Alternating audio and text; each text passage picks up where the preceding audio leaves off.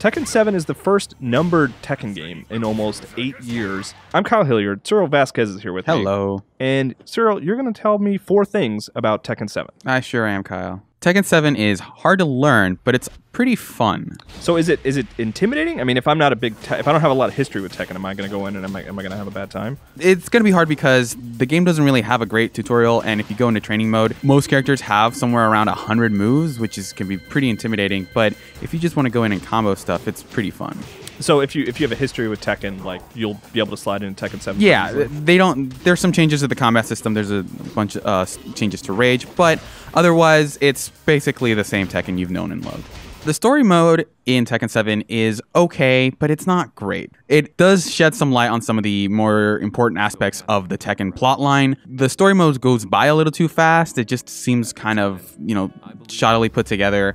And a lot of the character endings aren't great. Some of them are pretty fun, actually, but a lot of them feel like they're supposed to be part of a larger story that never really comes together. Are there goofy ones in there? Because Tekken has always had a couple like goofy endings in there. Yeah, right? the best ones seem completely divorced from the main plot line, where it's just these two characters who happen to find each other and fight for whatever reason. Some of those are pretty fun, but they're all really short. They're too short to really feel meaningful.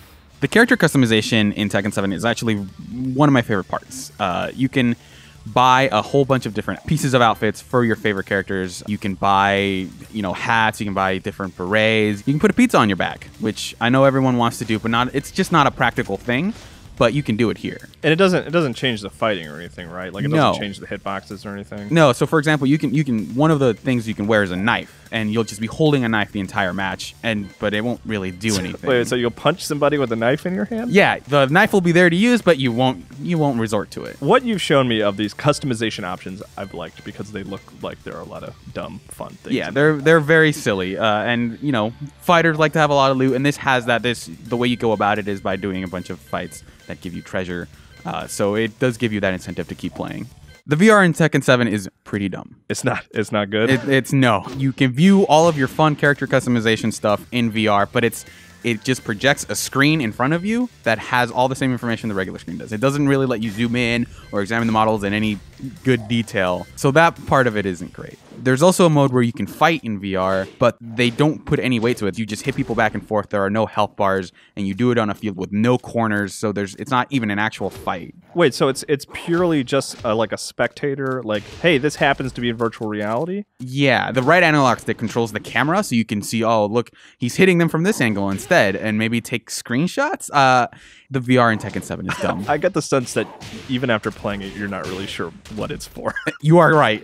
Okay. So that's Tekken 7. Suriel Vasquez reviewed it. Yep. You can find the review on GameInformer.com. What'd you give this game, Suriel? I gave it an 8 out of 10. It's pretty fun. All right, and then we'll also, pretty shortly, if not already, we'll have a video kind of looking at some of the best endings of the game. So look out for that on GameInformer.com as well.